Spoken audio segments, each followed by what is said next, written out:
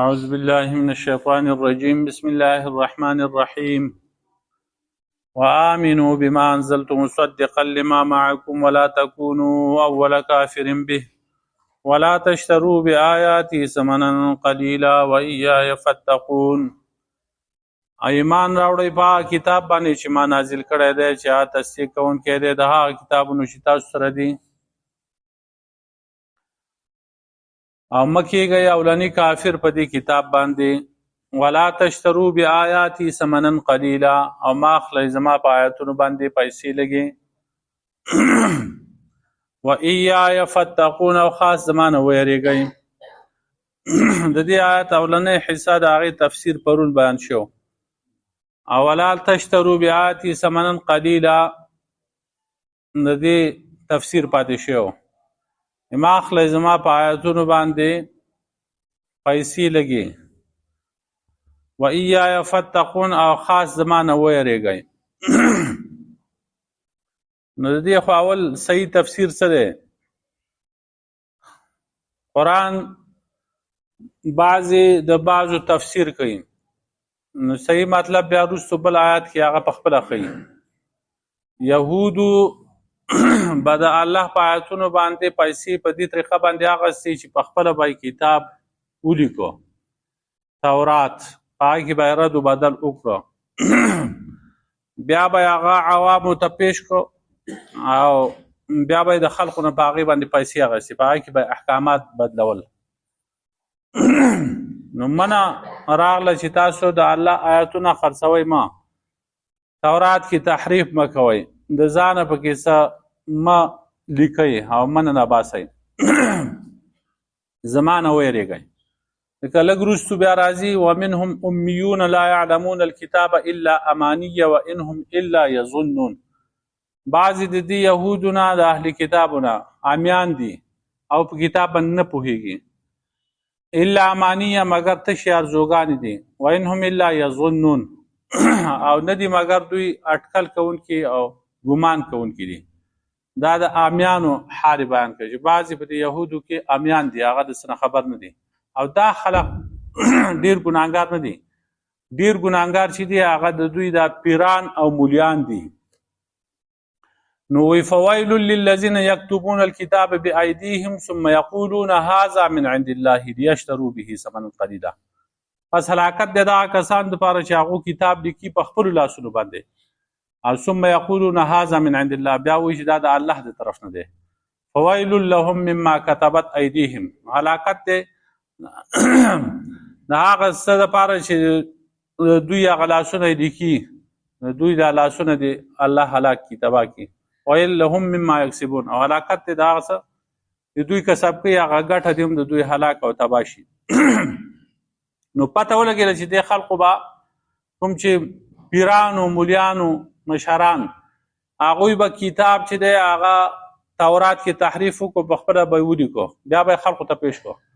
نو ګوره دا د خدای کتاب دی، په دې کې د احکامات دي، حالانکې هغې کې به یې تحریف کړی، رد و بدل به یې پکې کړي او د خلقو نه به یې پیسې اخیستې. د رجم مسله مثلا هغه بدل کړه چې کوم مالداره خلق یې هغو باندې رجم نشته، چې مخوري سړی به هغه به راغی زنا به یې کړي، په خر باندې سور کوي، مخ له تور کوي، په دې بازار کې وګرځوئ، زموږ کتاب کې دا لیکلي، دا به یې ځانه لیکلي وکړي. چې کوم غریب سړی به وي او زموږ کتاب کې رجم حکم شته نو هغه به یې رجم کو، په ګټو به یې ویشته، زنا به یې کړي. دا بدلون یې پکې کو. مفسرین وایي لکه معارف القرآن چې لیکل دي چې د دې آیات ولا تشترو بآیاتي ثمنا قلیلا، د دې آیات د اجرت سره هیڅ تعلق نشته چې په دینی کارونو باندې یو سړی تنخواه اخلي، اجرت اخلي، نو د دې آیات د هغې سره تعلق نشته. هغه موږ نور ګورو قرآن آیاتونه او دغه شانتې احادیثه هلته به ځو چې هلته موږ ته اجازت شته که نشته. نو په دې دینی کارونو باندې چې سړی اجرت اخلي، تنخواه پې اخلي، نو په دې کې اختلاف دی. بعضې صورتونه خو اتفاقی دي او بعضې کوم دی هغه اختلافي دي. اتفاقی مثلا دا صورت اتفاقی دی چې په علاقه کې یو عالم دی یو سړی دی هغه پوهېږي نور خلق ټول انپړ او جاهله دي او هغو ته دین نه دی معلومه په دې سړي باندې اجرت اخیستل دا حرام او ناروا دي په دې د ټولو اتفاق دی ځکه چې دی هم په هغې باندې پیسې اخلي نو دا خلق به د دین نه څنګه خبر شي او دا جو پیغمبران چې څومره راغلي دي انبیا علیهم السلام هغوی په دین باندې اجرت نه دی اخیستی وما اسألکم علیه من اجر ان اجری الا علی رب العالمین داسې ډېر شي آیتونه دي قرآن کې نوح علیه السلام هود علیه السلام صالح علیه السلام دې پیغمبرانو وي چې موږ ستاسو نه په دې دعوت باندې د دین په کار باندې هیڅ مزدوري اجرت دیاړي تنخواه نه اخلو زموږ اجر او اجرت په الله رب العالمین دی نو دا خو اتفاقي مسله بعضې داسې کارونه چې هغه فرض کفایي فرض عین نه اوس فرض عین کارونه په هغې باندې هم اجرت اخیستل چې کوم دي دا حرام او ناروا دي لکه یو سړي باندې مونځ فرض عین دی مونځ او دی وایي چې دا مونځ نه کوم ماله پیسې راکوي زه مونځ وکړم نو په دې مانځه باندې چې دی پیسې اخلي یا وایي روژه به ونیسم خیر دی خو روپۍ را الله کوي یا حج کوم خو پیسې په کار دی ماله یا نور عبادات دي په هغې باندې چې کوم دی پیسې اخلي او عبادت کوي دا هم حرام په دې کې اختلاف نشته بعضې داسې کارونه دي چې هغه فرض کفایي چې په ده باندې هغه معین طوره هغه فرض نه وي خو چې څوک پیدا شو هغه کار به وکړي نو که هغې کې سړی پیسې اخلي لکه د مړي له غسل ورکوله مړی کفن دفن د هغه خښوله د هغه انتظام د کفن انتظام کول وغیره او وړل نو دا په یو سړي باندې دا فرض عین نه دی خو څه کسان چې پیدا شو جو هغه به وکړي نور ټول خلق اخلاص دي نو که په دې باندې پیسې اخلي دا جایز دي دا به د اتفاق جایز دي چې هسې نشم کولی او قبر به وکنم ورله خو پیسې به راکوئ نو ټیک ته پیسې دې واخلي او قبر دې وکني یا زه به یې ویسم خښ به یې کړم خو پیسې به راکوئ مړی نو دا هغې باندې هم جایز دي نو بعضې اتفاقي صورتونه دي بعضې اختلافي دا بعضې حرام کې هم اتفاقي دي چې دا اجرت اخیستل په هغې کې حرام دي بعضې داسې دي چې په هغې کې اجرت اخیستل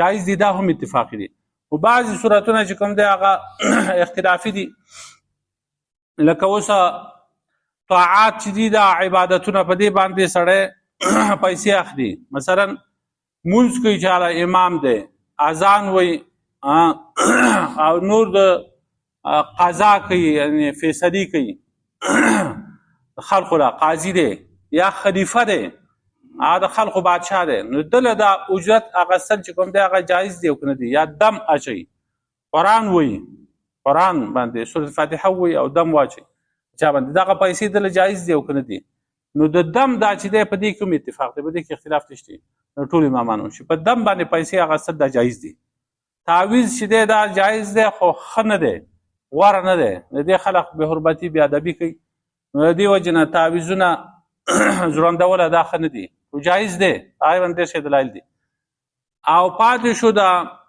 دم نو دم خو جایز دی پیغمبر پاک صلی الله علیه وسلم په خپله دم کړی د صحابه کرامو آخر کې چې بیا کله وفات کېده نبي علیه السلام بیا دا معوذتین چې دي دا به یې وی او عایشې رضی الله عنها په ته ویل ته زما د لاس ګرځوه زما په دې بدن باندې یا هغې ته به یې چوف کړه نو دغه باندې اجرت اخیستل دا جایز دي او په دې امامتۍ او په دې باندې دا چې کوم دی دا جایز دی اوس په دې مسله کې اختلاف دی اختلاف چې دی هغه څلور د دین امامان دي امام ابو حنیفه رحمت الله علیه امام مالک امام شافعي امام احمد ابن حنبل رحمهم الله په دې کې درې امامان چې دی هغه ورته جایز وایي او جایز هسې نه وایي هغه یو امام چې دی د ځانه مثلا نشي جوړولی په هغه سره به دلیل دي یو امام ابو حنیفه رحمت الله علیه هغه یوازې دی هغه وایي چې نه دا جایز نه دي په امامتۍ باندې په اذان باندې پیسې اخیستل دا نه دي جایزه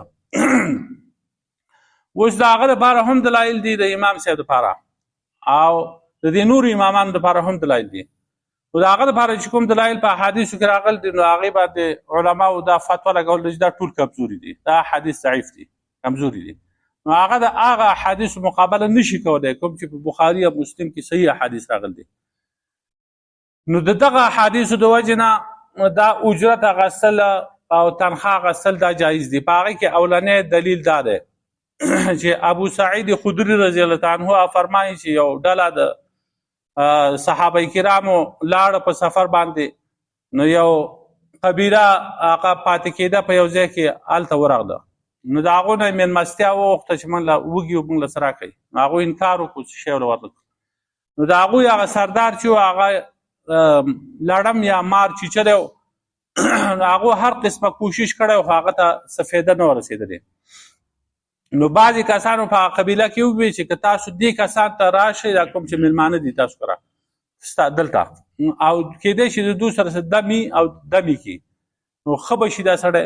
نو هغوی راغله، نو ورته وویل چې ای ډلې، تاسو کوم بهر نه چې یو ډله راغلې، زمونږ سردار او مشر هغه چیچلی شوی دی، مار یا لړم چیچلی دی، موږ هر قسمه کوشش وکړو هغه ته څه فایده ونه رسېده. نو تاسو سره څه شی شته څه دم دم کوئ دی ښه شي؟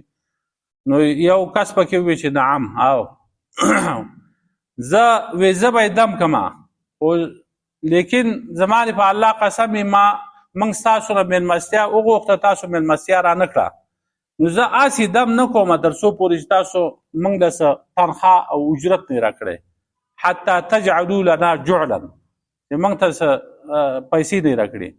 نو هغو دې ته تیار شو، صلح یې ورسره وکړه. نو یو کنډک د بیزو بدله درکړو، د ګډو بیزو. نو هغه سړی لاړ، نو شروع یې وکړه، دم یې واچو په هغه باندې الحمدلله رب العالمین دا سورة فاتحه چې دا دای پې ووي، نو دا وپېرې پې ووي، وپېرې دای پې ووي، او بیزي چې کوم دی هغه کنډک شو، نو هغه 10 بیزي له بیا ورکړ بیزو. نو دای پې وي، نو هغه سړی بلکل داسې شو لکه چې په پړي تړلی شوی که نه، او راخلاص شي دې پړي نه، ټیک ټاک برابر شو. او ګویا کې په هغه باندې هیڅ تکلیف نه و. نو هغوی هغه کوم بیزي چې وله مقررې کړ وي، هغه 10 بیزي هغه یې وله ورکړې. نو بعضې دې کسانو په دې کې ووي، دا کوم کسان چې صحابه کرامو، دوی ووي چې دا اوس تقسیمو. نو هغه کوم کس چې دم کړی هغه وي نه، داسې مه کوئ، موږ به لاړ شو نبي علیه السلام ته به وویو، هغه به پې خبر کړو. نو بیا چې هغه موږ ته څه امر وکړو په هغې باندې به عمل کوو. نو دوی نبي علیه السلام ته راغله او خبره یې ورته وکړه. نو نبي علیه السلام هغه سړي ته وویل چې ته څه خبرې چې دا دم و؟ بیا یې وي اصبتم، تاسو ټیک کار کړی دی، او دا تقسیم کوي. واضربوا لي معکم بسهم، اماله هم پکې یو حساب مقرر کوي. نو چې دا حرام دی، دا په دم باندې پیسې اخیسته ده، او قرآن الحمدلله رب العالمین سورة فاتحه وپېرې وي، او په دې باندې دا پیسې اخیستل حرام وي. نو نبي علیه السلام بیا څنګه وایي چې ماله پکې مقرر کوي؟ او جایز وکړه، جایز و، د دې وجې نه نبي علیه السلام وایي چې ماله پکې مقرر کوي. بل دا بخاري کې حدیث دی او په مسلم کې هم دی، دا صحیح کتابونه دي د صحیح احادیثو. دویم روایت دی د عبدالله بن عباس رضی الله عنه نه، چې څه کسان د نبي علیه السلام ملګري هغه لاړه، یو چینه وه هغې ته ورسېده، په هغې کې یو سړی مار چیچلی و یا لړم چیچلی و. نو یو سړی راغی دو پسې، په تاسو کې څوک دمګری نشته؟ په دلته د دې اوبو سره چې کوم دی د دې چینې په خوا کې یو سړی دی هغه چیچلی شوی دی. نو یو سړی ورسره لاړ، هغه پې سورة فاتحه ووې، په دې شرط باندې چې ته ماله ګډې بیزې راکړې. هغه سړی ښه شو، نو هغه ورله ګډې بیزې ورکړې. نو صحابه کرامو دا بد وګڼل چې یاره دا په قرآن باندې سورة فاتحه پې تا وویه، په دې باندې تا پیسې واخیستې، وی اخذت علی کتاب الله اجرا، تا د خدای په کتاب باندې اجرت واخیسته، پیسې دې پې واخیستې، دا موږ نالو. نو تقسیم یې ونه کړه حتی قدیمو المدینه، تر دې چې مدینې منورې ته راغله. نو وی چې یا د الله رسول صلی الله علیه وسلم دې سړي د الله په کتاب باندې اجرت اخیستی دی. نبي علیه السلام وی ان احق ما اخذتم علیه اجرا کتاب الله، یقینا زیات حقدار چې تاسو په هغې باندې اجرت اخلئ هغه د الله کتاب دی. تاسو دا نور دمونه ممونه کوئ، هغه زیات حقدار نه دی چې په هغې باندې تاسو پیسې واخلئ. چې قرآن باندې دم وکړو نو دا زیات ښه ده. نو دلته یې وویل ان احق ما اخذتم علیه اجرا کتاب الله، چې تاسو چې په قرآن باندې څه اخلئ دا زیات حقدار دي چې واخلئ به. او دا په دې کې بیا د دم او د دې خبره هم نشته، مطلق حکم دی. بل دلیل دا دی چې خارجه بن ابي الصلت تمیمی رضی الله تعالی عنہ هغه وایي چې زما تر چې دی هغه نبی علیہ السلام پسې راغی، اسلام قبول کو، بیا واپس شو. نو چې په لارې باندې ته نو یو ځای کې خلقو یو سړی تړلی و، هغه لیونی و په اوسپنو په زنځیرونو باندې.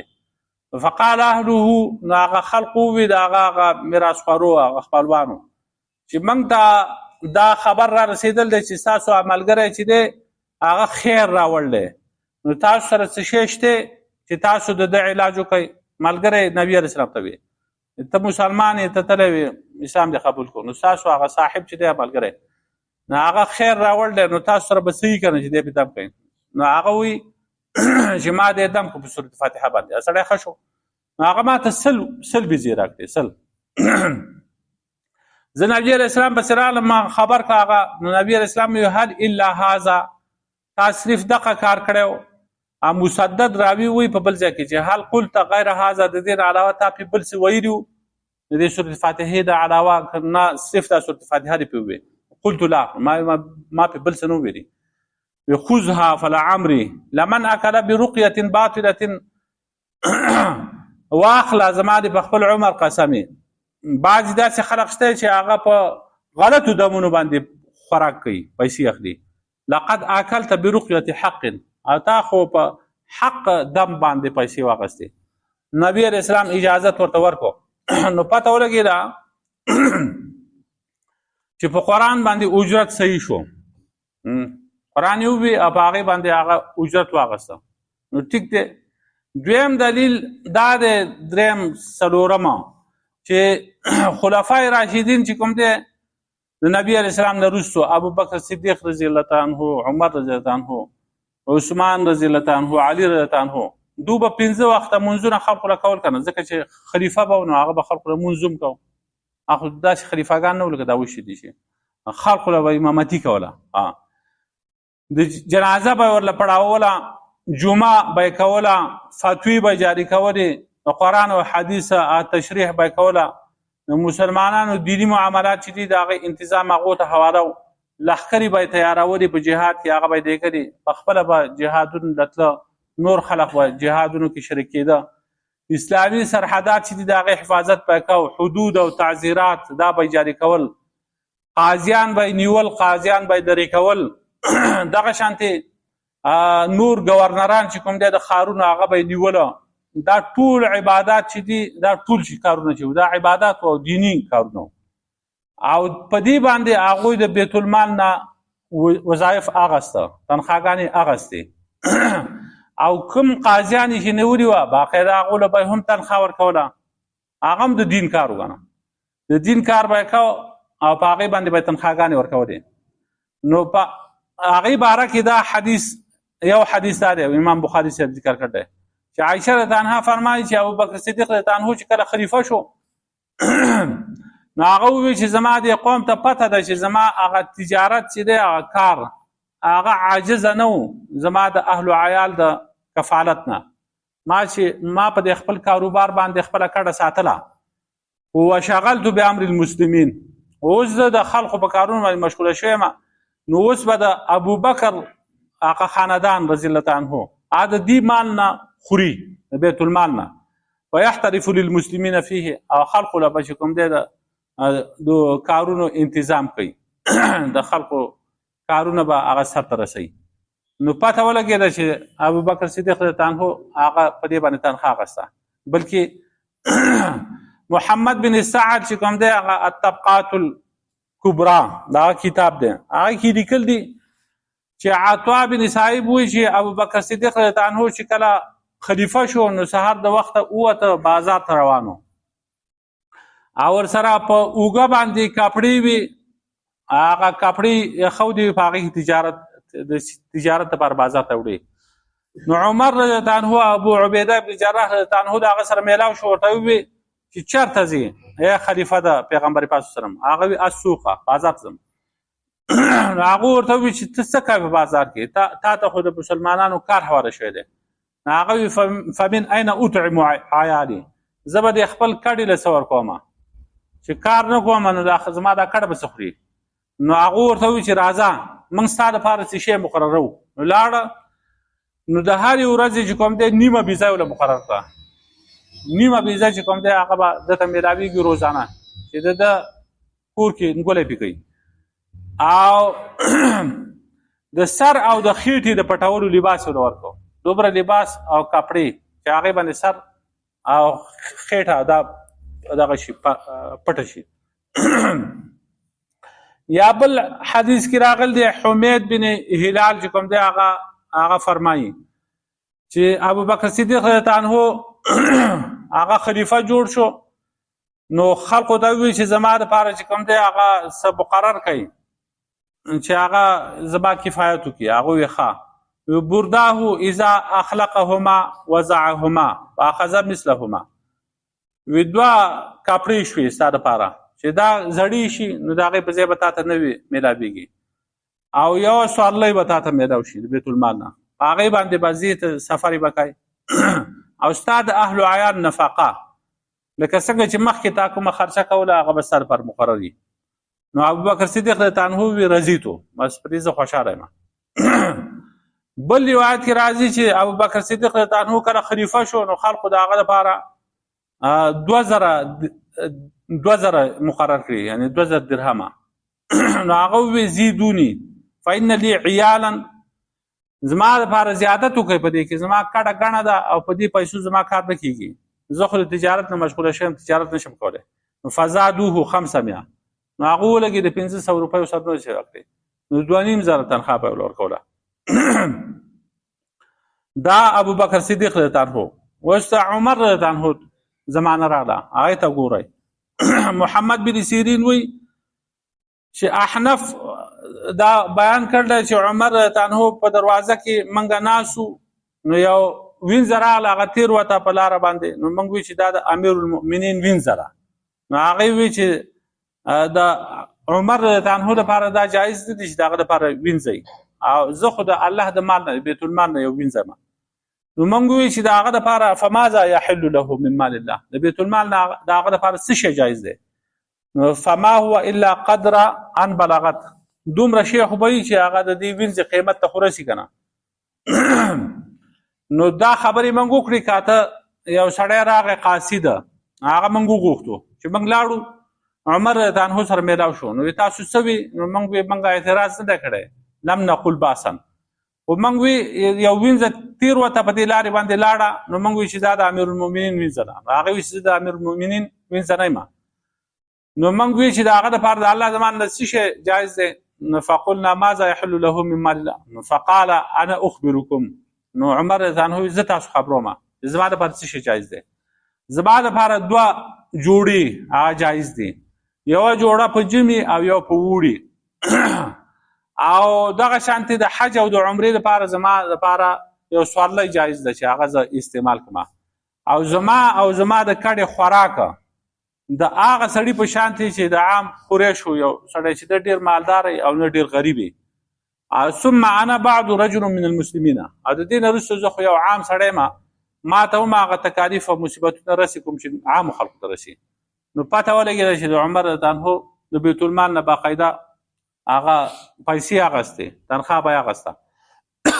او بل روایت کې راځي دی وی چې زما معامله داسې ده لکه د یتیم د مال، د بیت المال نه چې کوم پیسې زه اخلم، نو یتیم مال کې قرآن وی چې که تاسو غنیان او مالدار نو بیا ترې څه مه اخلئ، د دې یتیم مال مه استعمالوئ. او که فقیران نو د ده د مال حفاظت سړی کوي، هغه نو بیا خو به ترې خامخا ساتي. نو زما چې ضرورت شي نو بیا علمه، او چې ضرورت مې نه وي نو بیا زه نه اخلم. او ضرورت به زه کوو چې هغه خو نور کار نه کوو که نه، نو نور کار نه وتلي وو، نو څه به یې خواړه، خامخا تنخواه منخواه دا به یې اخیسته که نه. دغه شانتې بل روایت کې راځي خالد الحذاء هغه وایي چې ما د ابو قلابه نه تپوس وکړو چې معلم چې دی استاذ هغه چې تعلیم ورکوي نو هغه دپاره اجرت جایز دی که نه؟ هغه په دې کې هېڅ باب نشته چې څوک چاته تعلیم ورکوي او په هغې باندې پیسې اخلي او تنخواه اخلي. ټیک ده. وزیر بن عطا وایي چې په مدینه کې 3 معلمینو او ماشومانو ته تعلیم ورکاو. نو عمر ابن خطاب رضی الله عنه به هر یو کس له چې کوم دی هغه 15 درهم ورکول. 15 درهم کل شهر هر میاشت کې. نو 15 درهم هغه پوره شی دی. او شعبه وایي چې ما د معاویه بن قره نه تاسو کو دا ټول تابعین دي چې د استاد تنخواه شته که نشته، هغه په دې کې ثبات نشته. نو قال شعبه وسالت شعبه بیا وایي چې ما د حکم نه تاسو کړو، هغه وایي چې ما ته څوک داسې نه دی معلوم چې هغه مکروه ګڼي ده چې استاد له پیسې ورکوي هغه تعلیم ورکوي خلکو ته ماشومانو دې ته. نو په دې کې څه کراهت نشته. او ابن سیرین هم وایي چې په دې کې څه کراهت نشته. دغه رنګې عبد الله بن عباس رضی الله عنه هغه وایي چې لم يكن لاناس من اسار بدر فداءنا. بدر قیدیان چې هغه قید کړی شو نو هغه راوستی شو، نبی علیه السلام ته پیش شو، هغو سره فدیه نه وه چې فدیه ورکړي او ځان پې خلاص کړي. نو نبی علیه السلام ورته وایي د دو فدیه دا ده چې ایعلم اولاد الانصار الکتابه ته، دوی به د انصارو ماشومانو ته کتابت زده کوي، خط. بس دغه چې کوم دی دا د دوی فدیه شوه. نو د خط په زده کولو په عوض کې هلته د هغو نه فدیه کټ شوه. فدیه خو پیسې وي که نه، روپۍ وي، پیسې به ورکول. پیسې چې کوم دی د هغو نه په دې باندې کټ شوه. او خط او کتابت هغو بل څه نه زده کول، قرآن او حدیث په زده کول. سعید ابن جبیر وایي چې قام بالناس فی رمضان فارسل الیه الحجاج ببردس فقبله. سعید ابن جبیر چې کوم دی هغه په رمضان کې خلقو له تراویح وکړي، نو حجاج چې کوم دی هغه له ټوپۍ ورېږله فقبله، نو هغه یې قبول کړه. نو پته ولګېده چې په رمضان کې چې وله منځونه کول دا څه شی و، دا تراویح وي که نه، تراویح کول یې په هغه تراویح باندې چې کوم دی هغه ټوپۍ ولګېده، هغه ټوپۍ قبوله کړه. تراویح باندې هم اجرت هغه جایز دی.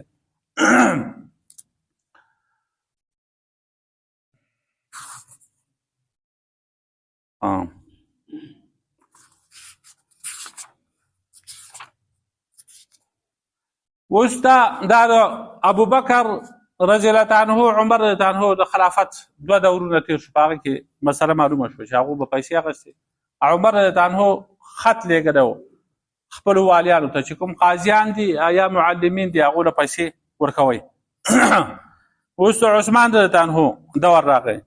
نو جابر بن عبدالله رضی الله عنه هغه فرمایي چې اولنی هغه سړی چې هغه جومات کې توصیه کړ د غټ کړی دی او مؤذنینو له تنخواه مقرر کړ ده، د منبر په درېیمه پوړۍ باندې ناست دی، نو د رسول الله صلی الله علیه وسلم نه وروستو نو هغه عثمان رضی الله عنه دی. پته ولګېده چې د مؤذنینو له تنخواه مقرر کړ هغه به ورکوله. بل روایت کې راځي حسن وایي چې عمر ابن خطاب او عثمان ابن عفان رضی الله عنهما کانا یرزقان المؤذنین والائمه والمعلمین والقضات. دې دواړو به چې کوم دی مؤذنینو له او ائمه له امامانو له او استادانو معلمینو له او قاضیانو له تنخواه ورکوله، دوله به پیسې ورکولې. عمر رضی الله عنه په باره کې بیا بل روایت راځي چې انی انزلت نفسي من مال الله منزله مال الیتیم. زما زه چې د دې بیت المال نه پیسې اخلم نو دا داسې اخلم لکه څنګه چې د یتیم د مال نه یو سړی اخلي. کله چې زه کمزور فقیر یم نو اخلم، کله چې فقیر نه یم بیا نه اخلم. علي رضی الله عنه چې کوم دی هغه مسند علی کې هغه حدیث دی، هغه وفرمایل علی رضی الله عنه من یشتری مني علما بدرهمنا، یا بل روایت کې راځي من یشتری علما بدرهمنا، زمانه به دا علم په 1 درهم باندې څوک واخلي. نو حارث اعور چې دی هغه لاړ د بازار نه پاڼې راوړي په 1 درهم باندې، او بیا علي رضی الله عنه ته کېناسته، هغه چې کوم دی په هغې پاڼو باندې هغه ورته وي او د لیکل کوله، ډېر شی علم حاصل کړ. نو دلته دی وایي زمانه به دا علم په 1 روپۍ څوک واخلي، په 1 روپۍ باندې. نو پته ولګېده چې دا علم چې کوم دی په دې باندې پیسې اخلي، نو جایز دي. د دین علاوه جهاد چې دی هغه خو د الله د رضا دپاره کېږي نه. جهاد خو خلق د دې دپاره کوي چې خدای پاک رضا شي، خو د هغې باوجود هغو ته هغه مال غنیمت میلاویږي که نه، دا مؤذن دی او که دا امام دی او که قاضي دی هم د خدای د رضا لپاره منځونه کوي او کار کوي، خو پیسې ولو هغه مقرر به وي. دغه شانتې هغه مجاهد دی، هغه د خدای د رضا لپاره جهاد کوي، لیکن مال غنیمت کې هغه ته حصه نه میلاویږي. عمرو بن عاص رضی الله عنه فرمایي چې نبی علیہ السلام زه راوغوښتم او ما ته حکم وکړو چې خپلې کپړې او خپله اسلحه د ځان سره راوړه. نو زه چې رالم نو دغه شانتې هغه خپلې کپړې مپړې د جهاد هغه وردي هغه مې راوړه او اسلحه مې راوړه. نو چې رالم نبی علیہ السلام اودس کو، نو ما ته یې دا سترګې راوګرځولې، ښکته پورته وکتل، بیا یې دا زر ښکته کړ، بیا ورته ووي ای عمره زما دا اراده ده چې زه تا په یو لښکر کې ولیږم، نو الله پاک به تعالی ډېر غنیمت درکړي او پاک مال چې کوم دی د هغې پاک مال به الله پاک تعالی درکړي. ما وی چې انی لم اسلم رغبة فی المال، ما خو اسلام د دې لپاره نه دی قبول کړی چې ما ته مال میلاو شي، ما خو اسلام د دې لپاره قبول کړی چې زه د نبی علیه السلام په صحابه کرامو کې راشم. نو نبی علیه السلام وفرمایل چې ای عمرو بن عاص نعم المال الصالح للمرء الصالح، ښه مال چې کوم دی هغه د ښه سړي دپاره وي. نو پته ولګېده چې دغه جهاد چې کوي او د هغې نه وروستو غنیمت درته میلاویږي، دا غنیمت جایز دی، دا هم یو دیني کار دی، په هغې باندې غنیمت میلاویږي. او حدیث کې راځي چې دا زما د دې امت لپاره حلال شوی دی، د دې نه مخکې غنیمت چې دی د نورو امتونو لپاره حلال نه و. او بل حدیث کې د هغې وجه ښودل ده ثم احل الله لنا الغنائم رعا ضعفنا وعزنا فاحلها لنا، الله پاک زمونږ دپاره دا غنیمتونه حلال کړ دي، الله پاک زمونږ د ضعف او عجز ته کتل دي، نو ځکه یې حلال کړ دي. نو ضعف او عجز چې کوم دی هغه خو په دې امامانو مؤذنینو په دې کې هم دی که نه، هغه هم کمزوري مالداره نه وي، نو چې هغو له تنخواګانې او دا کټ شي نه ورکوي وله، نو بیا به هغوی چې کوم دی د دین په کارونو کې به سستی راځي که نه، جماعتونه به شړ شي، مدرسې به شړ شي، بیا به د دین کار څوک نه کوي که نه. د دې وجې نه هغو دپاره تنخوا هغه مقرر ده. نو او بلکې په تمامې دنیا کې چې کوم دی څوک هغه منځونه کوي او که څوک چې کوم دی هغه اذان وایي یا مدرسین دي هغه د دین خدمت کوي، په مدرسو کې قرآن او حدیث پړوي، ټولو دپاره په تمامې دنیا کې تنخوا نه ورکوي. دا د متقدمین احناف چې کوم دی هغه متقدمین مخکني احناف، مخکني هغه دي متقدمین چې 300 هجرۍ نه مخکې تیر شوي، متاخرین هغه دي چې هغه د 300 هجرۍ نه وروستو بیا راغلی دی. نو د 300 هجرۍ نه مخکې چې کوم احنافو امام صاحب او د هغه ملګري هغو دا فتوا ورکړې وه چې دا په طاعاتو باندې په اذان او په امامت او په قضا او په خلافت او په دې باندې تنخوا جایز نه ده. هغوی ځکه وایي چې په هغه وخت کې د بیت المال نه چې کوم دی هغه پیسې هغو ته میلاوېدې که نه، خلک مالداره هم و. بیا خو وروستو هغه نه اسلامي خلافت پاتې شو او نه چې کوم دی هغه بیت المال پاتې شو او نه هغو ته څه میلاوېږي، او چې عوام هغو ته څه نه ورکوي، نو بیا به دین دا کار څنګه چلېږي، بیا سستي په هغې کې پیدا کېږي. خو دا خو 300 کاله و، د دې 300 کال نه وروستو تر اوسه پورې شته 1100 کاله شو، 1100 کاله تقریبا پوره کېدونکي دي. نو دا 1100 کاله دغه 300 کال نه وروسته چې کوم احناف راغلي دي هغو هم بیا د امام صاحب سره اتفاق نه دی کړی، هغه د دې نورو امامانو سره ملګري شوي دي، ځکه چې دلایل پیشته دغه دلایل دي که نه، دا کوم چې موږ وایو د دې نه علاوه نور هم ډېر ښه دلایل دي. د دوی لپاره دلایل شته کوم چې مانعین دي، چې هغه وایي چې په دې باندې اجرت جایز نه دی، په دې کارونو باندې او تنخوا جایز نه ده، د هغو لپاره دلایل شته، هغه کمزوري دي، د دې دلایلو هغه مقابله نشي کولی. نو که بیا هغه وي او بیا خبره اوږدېږي، په دې شته به اکتفا وکړو. آخر دعوانا الحمدلله رب العالمین. ربنا ظلمنا انفسنا ولم تغفر لنا لا اله الا انت سبحانك صلى الله تعالى